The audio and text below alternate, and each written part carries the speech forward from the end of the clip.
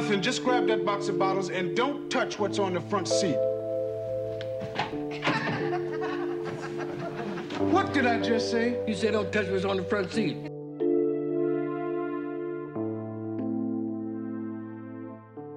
From 1972 to 1977, Sanford and Son ruled Friday nights with junkyard laughs and unforgettable characters. But behind those roaring studio audiences and Fred Sanford's famous fake heart attacks, the show carried a hidden world of conflict, censorship, and cultural friction. Much of what happened on set never made it to the public. Today, we uncover the untold, the weird, shocking, and bizarre facts producers preferred to keep buried. From forbidden language on live television to power struggles and racial tension behind the cameras, this is the real story behind America's favorite junkyard family. Prepare for the truth that hid beneath the laughter as we count down 20 secrets from the classic sitcom Sanford and Son, Fred Sanford's forbidden words. In an era when network television was cautious about racial language, Sanford and Son broke a shocking boundary. In one courtroom scene, Red Fox, as Fred Sanford exclaimed, "There's enough endiness in here to make a Tarzan movie," a line that stunned even NBC executives. For a primetime sitcom, this was unheard of. The network's censorship team nearly cut the scene, but Fox refused, insisting that his use of the word was an act of reclamation. He told producers, "I can say it. You can't." Behind the scenes, tensions rose between writers, producers, and the network. Some feared backlash from sponsors, while others argued the line reflected real black speech of the time. In later reruns, that line was softened or edited out, hiding the fact that it had ever aired. This moment defined Fox's insistence on authenticity and producers' quiet struggle to contain it. They wanted ratings, not revolution.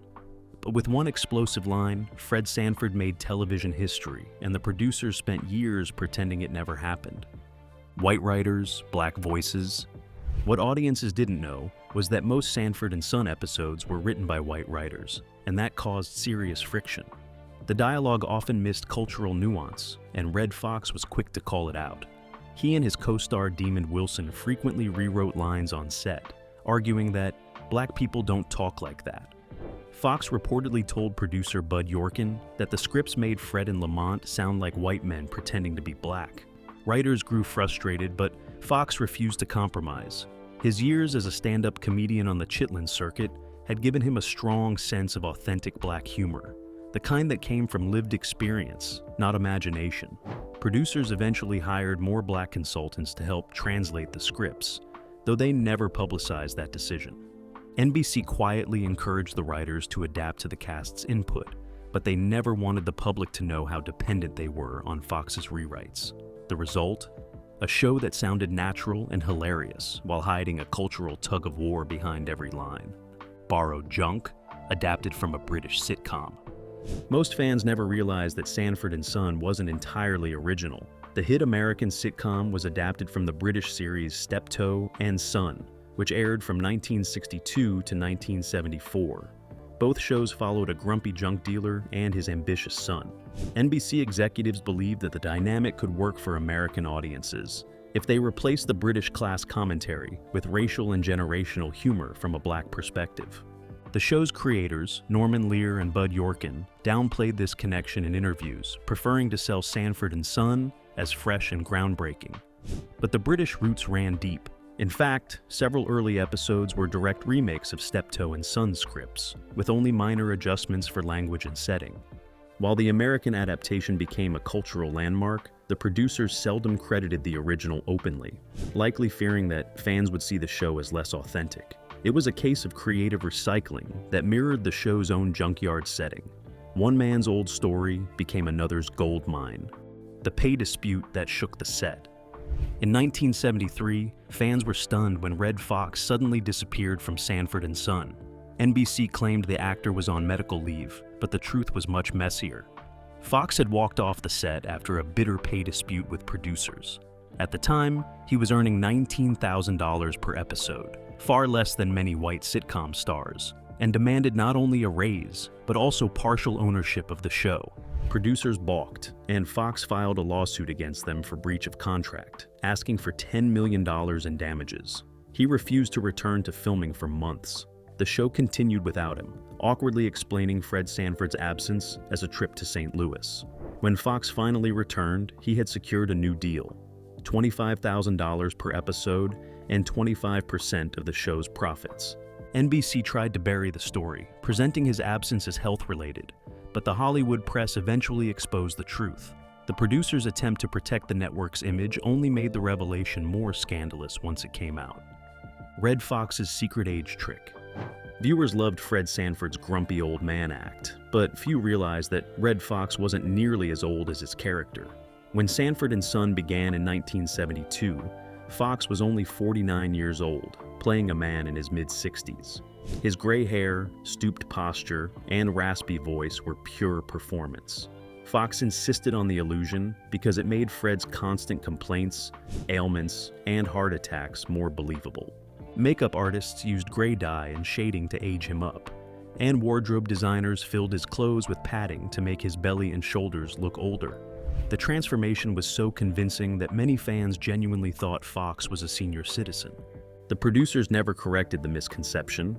It helped the show's brand. The old junk man with a young soul became a marketing asset. Only years later did interviews reveal that Fox was decades younger than his on-screen persona, a secret the production had no reason to share. The hidden genius behind the theme song. Before a single line was spoken, the funky rhythm of Sanford and Son's theme song told viewers they were in for something different. Titled "The Street Beater," it was composed by none other than the legendary Quincy Jones. Its jazzy bass lines, complex brass arrangements, and infectious groove became one of the most recognizable TV themes in history. But what many fans don't know is that the music's origin story was as unconventional as the show itself. Jones had been experimenting with urban jazz and funk fusion for years before NBC approached him. He drew inspiration from the raw pulse of Los Angeles' Watts neighborhood, where Sanford and Son was set. The piece was originally created for one of his albums and later adapted for television after Norman Lear heard it during a studio visit. Lear immediately recognized that it captured the street-smart energy of Fred Sanford's junkyard world. Producers, however, wanted a safer, more traditional sitcom melody. Jones refused. He insisted the song represent the heartbeat of the ghetto, a musical statement of pride and resilience. NBC reluctantly agreed, and The Street Beater became the soul of the show. Its fusion of humor and grit mirrored the storylines perfectly, comedy with the rhythm of survival. To keep the show's tone light, producers never emphasized how political Jones's work was. The song's title alone, The Street Beater, hinted at the daily grind and ingenuity of Black America, something that resonated far beyond television. Ironically, the very thing producers tried to downplay became one of the most enduring parts of the series' identity: the casting that nearly ended the show. When LaWanda Page auditioned for the role of Aunt Esther, producers were unimpressed. Known mostly as a raunchy stand-up comedian from Red Fox's circle, she lacked major television experience. Executives felt her delivery was too rough, her timing unpredictable, and her gospel-inspired insults too harsh for network comedy. They decided to replace her after the pilot. But Red Fox had other plans. Page and Fox were longtime friends from the Chitlin circuit, and he knew her comedic instincts were gold. When producers moved to fire her, Fox threatened to walk off the show, saying, "If she goes, I go." That single act of defiance forced NBC to back down.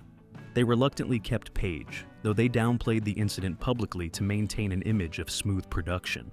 Once the show aired, audiences fell in love with Aunt Esther's fiery personality. Her sharp one-liners, such as "Watch it, sucker," became instant catchphrases. She transformed what was intended as a minor character into a cultural icon. The chemistry between Fred and Esther fueled some of the show's funniest moments, balancing insults with affection. Behind the scenes, producers realized they had nearly destroyed one of the show's greatest assets. Yet they never admitted the casting conflict publicly, preferring to market the dynamic as naturally perfect. The reality was far more fragile. Without Fox's intervention, Aunt Esther might never have existed, and Sanford and Son might not have become the phenomenon it did. The irony of Fred's heart attacks. Fred Sanford's fake heart attacks were legendary. Each time Fred clutched his chest, shouting, "This is the big one! I'm coming to join you, Elizabeth!" Audiences howled with laughter. It became one of the most iconic gags in sitcom history. But the tragic irony is that the bit mirrored Red Fox's real health struggles, a dark truth producers quietly ignored. Fox had long suffered from hypertension and exhaustion caused by grueling shooting schedules and nightclub performances. His comedic portrayal of Fred's heart attacks drew on genuine fatigue and shortness of breath he often experienced on set. Yet, producers encouraged him to exaggerate the gag, pushing it as a marketing hook.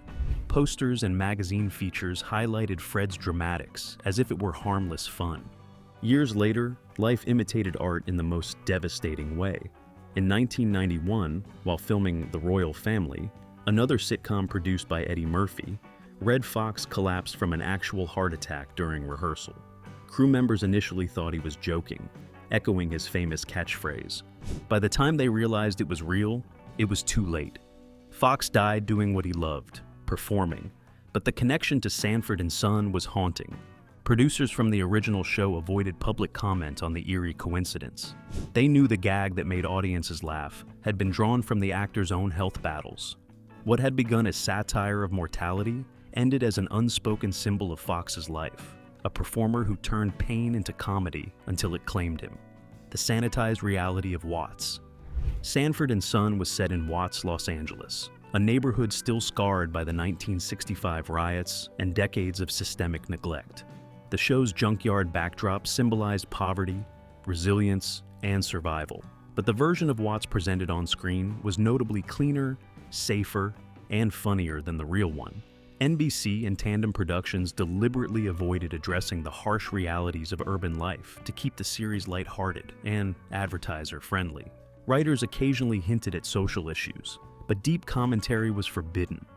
Storylines about racism, unemployment, or police harassment were quickly rewritten or softened.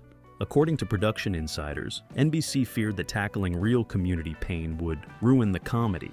Even the set design contributed to the illusion. While the junkyard looked cluttered, it was designed to feel warm and familiar, not desperate or bleak. Red Fox, who grew up in St. Louis and experienced real hardship, pushed for more authenticity. He wanted Fred Sanford to reflect the frustrations of older black men struggling against poverty. But producers resisted, preferring to sell Fred as a lovable crank instead of a man weighed down by inequality. This sanitization worked commercially. Sanford and Son became NBC's biggest hit of the decade. Yet, in doing so, it erased the very environment it claimed to represent. Beneath the laughter, the sanitized version of Watts hid a deeper story about America's discomfort with its own reality. The junkyard dreams that made no sense. Fred and Lamont Sanford were self-proclaimed entrepreneurs, always scheming to turn junk into fortune. They dreamed of striking it rich by selling old refrigerators, antique lamps, and scrap metal. Yet many of their get-rich-quick plots bordered on absurd. In one episode, Fred planned to sell fake gold, and in another, Lamont believed a pile of broken glass could be worth a small fortune. Behind the humor was an odd reality. Producers wanted Sanford and Son to reflect the American dream, but the business logic rarely made sense. NBC executives worried that too much realism, like actual poverty or business failure, would make audiences uncomfortable. So they encouraged exaggerated, cartoonish plots that kept viewers laughing rather than thinking about economic despair. Writers often admitted that the show's business operations defied logic. A real junkyard could never have supported two full-time workers with a house, truck, and steady income. But the producers weren't concerned with realism. They wanted hopeful struggle. Fred's endless optimism in worthless junk became an allegory for the working class itself, hustling on humor when opportunities ran dry. Critics later pointed out the contradiction. The show celebrated hard work while ridiculing the workers' dreams. But for audiences, the absurdity was part of the charm. Every broken appliance and failed scheme reminded viewers that laughter, not logic, was the Sanford family's real currency. The racial tension hidden in the laughter. Behind the humor of Sanford and Son was a bold confrontation with race that NBC never openly discussed. Fred Sanford's jokes about ethnicity, stereotypes, and prejudice shocked many 1970s viewers. He called the Puerto Rican neighbor Julio Chico, mocked white policemen, and traded racial barbs with his friends. but what seemed like comic relief often disguised real racial commentary.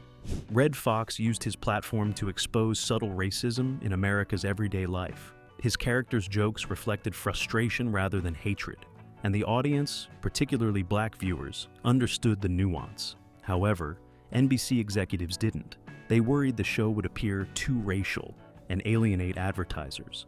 Some lines were cut or softened before broadcast, and producers downplayed the deeper social intent in interviews.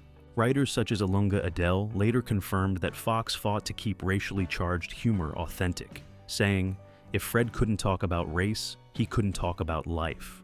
Yet those same conversations were omitted from promotional material.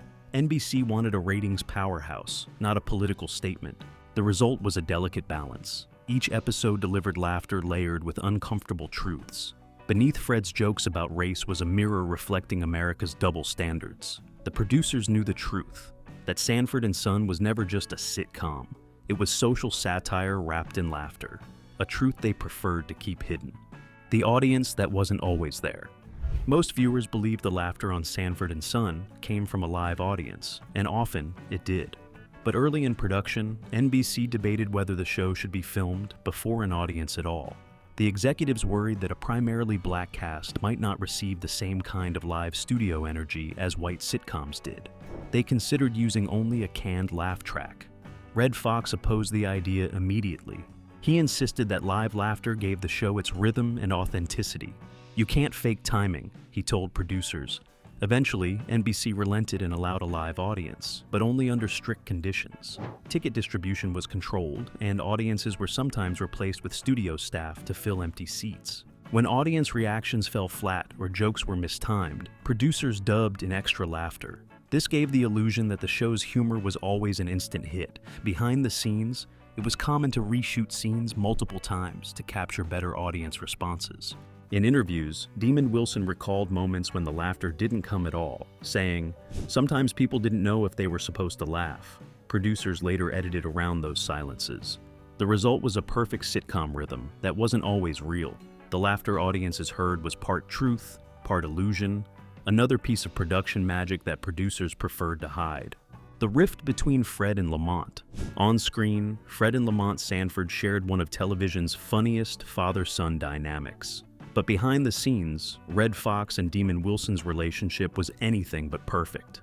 At first, the two actors bonded over shared comedic instincts. Yet, as Fox's fame skyrocketed, tensions grew. Fox often showed up late to rehearsals, leaving Wilson frustrated. In 1974, when Fox temporarily quit over contract disputes, NBC kept the show running, writing Fred Sanford out of several episodes. Wilson felt betrayed, not by the producers, but by his co-star's sudden departure. He later claimed he found out about Fox's walkout through studio gossip, not directly from Fox himself.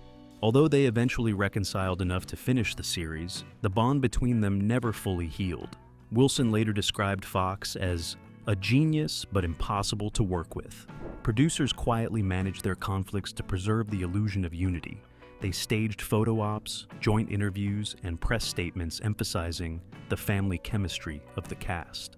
After the show ended, Wilson revealed more details in interviews, saying that his relationship with Fox ended when the cameras did. Producers likely suppressed this reality because the father-son warmth was central to the show's marketing. The truth was far less wholesome. Two brilliant comedians held together by professionalism, not affection. The spin-offs that sank without a trace. When Sanford and Son ended in 1977, NBC wasn't ready to let go of its hit. Producers quickly developed Sanford Arms, a spin-off centered around the Sanford family's boarding house. But there was one major problem. Red Fox wasn't part of it. Without Fred Sanford, the show lost its soul. Despite heavy promotion, Sanford Arms lasted only 4 episodes before NBC pulled the plug. Critics slammed it as dull and lifeless. The network quietly canceled the show and avoided mentioning it during press retrospectives. Producers didn't want fans to associate the failure with Sanford and Son's legacy. A few years later, Fox returned for a revival, simply titled Sanford in 1980. This time, NBC again tried to reignite the magic, pairing Fox with a new supporting cast. But the chemistry was gone. Audiences missed Lamont, Aunt Esther, and the warmth of the original. Ratings plummeted. and the show was canceled within months. Rather than admit defeat, NBC buried the spin-offs, rarely re-airing them or referencing them in official materials. When Sanford and Son entered syndication, these failed follow-ups were left behind, almost erased from history. For producers, the best way to protect the brand was to pretend the spin-offs never happened. White to the core, the critics' hidden accusation. While audiences adored Sanford and Son, not everyone saw it as a cultural triumph. Prominent African-American critic Eugenia Collier famously described the show as white to the core, arguing that it portrayed black characters through the lens of white perception. It was a harsh critique that producers avoided addressing publicly. Collier and others claimed that the show reinforced stereotypes of black poverty and ignorance for white audiences' amusement. Although Sanford and Son broke barriers by featuring a predominantly black cast, its writers' room was still overwhelmingly white. Even when Red Fox pushed for more cultural truth, his input was often filtered through white producers who decided what made it to air. In private, Norman Lear acknowledged that balancing authenticity and network approval was nearly impossible. NBC executives wanted to keep the humor accessible to white middle-class audiences who dominated viewership. As a result, much of the show's racial satire was softened or edited to avoid discomfort. The irony was painful. A sitcom that celebrated black identity was also constrained by white gatekeepers. The producers, aware of the criticism, chose silence. Publicly, they spoke of universal humor and family themes. Privately, they knew Collier's critique wasn't entirely wrong. Behind the laughter was a cultural compromise that shaped television for decades to come. Hi, Fred Sanford's real-life inspiration. Few fans realized that Fred G. Sanford wasn't entirely fictional. The name came straight from Red Fox's real life. His birth name was John Elroy Sanford, and his father was named Fred Sanford, the same name he later gave his famous TV character. Fox's brother was also named Fred, and both men had been central figures in his childhood in St. Louis. When the show's writers suggested different names for his junk dealer character, Fox insisted on using Fred Sanford as a tribute. Behind the scenes, producers had mixed feelings about this choice. Some worried that blurring the line between the actor's life and the character might complicate Fox's public image. Yet, he remained adamant, even incorporating real family references into dialogue. When Fred reminisced about his late wife Elizabeth, Fox often drew from real emotions linked to his own personal losses. This blend of truth and fiction added emotional authenticity that audiences felt but didn't fully understand. NBC never emphasized the connection because it humanized the show in a way that conflicted with its comedic branding. They wanted a sitcom, not a semi-autobiographical drama. But to Fox, Fred Sanford was more than a character. He was a reflection of every tough, funny, and stubborn black father he'd ever known. Through him, Fox turned personal memory into cultural legacy. The junkyard props that weren't all legal. The Sanford junkyard was more than a set. It was a world of organized chaos, filled with rusted cars, scrap metal, and vintage furniture.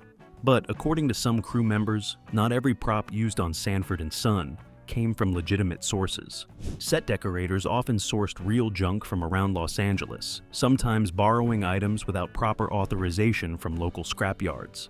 Tandem Productions operated on a tight budget, and authentic set dressing was costly. The art department occasionally used trucks to gather discarded items directly from abandoned lots or donation bins, a practice that saved money but blurred legal lines. NBC officials later admitted that creative sourcing was part of keeping the show visually real. The realism paid off. Fans praised the junkyard as one of television's most believable sets. It even smelled authentic, a mixture of metal, oil, and dust that made visitors think they'd stepped into an actual salvage yard. Few realized that some of the junk wasn't returned after filming, leading to quiet complaints from scrapyard owners. Producers never acknowledged this publicly, choosing instead to highlight the show's commitment to realism. In truth, that realism came from street scavenging more than studio design. Fred Sanford's business might have been fictional, but the junkyard around him was often as real as it got. The hidden financial collapse of Red Fox. While Fred Sanford was portrayed as a cash-strapped hustler, Red Fox's real-life finances weren't much better, though for very different reasons. At the height of Sanford and Son, Fox was earning more than $100,000 per week in today's dollars. Yet, by the late 1980s, he was bankrupt. the IRS seized his home, his cars, and nearly all his possessions for unpaid taxes totaling over $3 million. Producers during the show's run had been aware of Fox's spending habits, but said nothing publicly. He lived lavishly, buying multiple houses, expensive cars, and throwing extravagant parties. NBC avoided discussing his personal finances, worried that the image of a broke junk dealer played by a wealthy star might undermine the show's relatability. When the truth emerged in the press years later, fans were shocked. The man who joked endlessly about poverty had lost everything. Fox later blamed poor financial advice and heavy taxation, saying, "The IRS was my co-star." His financial ruin also highlighted a broader industry problem. Black entertainers often lacked access to fair financial management or ownership rights. The producers who had built fortunes from his talent stayed silent, distancing themselves from his troubles. Red Fox's tragic decline mirrored Fred Sanford's struggles in a cruel twist of fate. The line between fiction and reality blurred again, except this time, the producers couldn't edit it out. The death slot that turned to gold. When NBC first aired Sanford and Son in January 1972, executives didn't expect much. The show was assigned the dreaded Friday 8 p.m. slot, known in television circles as the death slot. That time was notorious for killing new programs because families were often away from their televisions. But Red Fox's charisma flipped that narrative completely. Within weeks, Sanford and Son broke into the Nielsen Top 10. By its second season, it ranked second only to All in the Family, another Norman Lear production. The surprise success forced NBC to rethink its scheduling strategy. They had assumed audiences wanted clean-cut suburban sitcoms on Fridays, not an edgy, working-class black comedy set in Watts. Producers later admitted they had no idea the show would attract such a wide audience, especially white middle-class viewers. Fox's timing, the sharp writing, and the raw honesty of the characters struck a universal chord. Behind the scenes, NBC scrambled to take credit, but internal memos from the time revealed that the network had almost canceled the show before it premiered. After the success, NBC moved other high-profile shows into the Friday slot, hoping to replicate the magic. None succeeded. The junkyard comedy had turned what was once a graveyard for ratings into television gold. The repackaged legacy that hid the truth. After Sanford and Son ended, its syndication empire began. Reruns played on local stations across America for decades, introducing new generations to Fred and Lamont Sanford. But by the time these episodes resurfaced, much of the show's original edge had been softened or removed.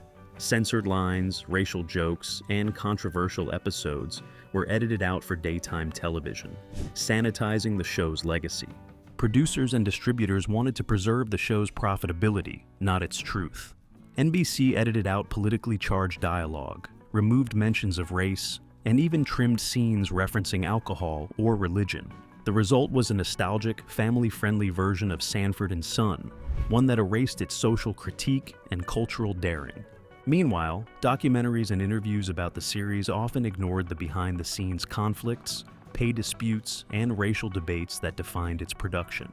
Norman Lear, though proud of the show's success, acknowledged later that some truths were too heavy for the time. Today, what survives in syndication is a selective memory, a version designed to make people laugh without reminding them of the risks that built it. The junkyard comedy became polished history, its rough edges smoothed away by decades of commercial repackaging. What producers once hid remains buried under the laughter, waiting for viewers willing to dig beneath the nostalgia to find the real Sanford and Son. From its junkyard setting to its timeless laughter, Sanford and Son was more than a sitcom. It was a mirror of America's contradictions. Beneath the jokes lived stories of struggle, race, pride, and persistence that producers tried to bury under the sound of applause. Red Fox turned pain into humor, exposing truths that television wasn't ready to face. Decades later, those truths still echo, reminding us that comedy can carry the weight of history. In every laugh and every line, Sanford and Son proved that even discarded voices can define a generation if someone dares to listen.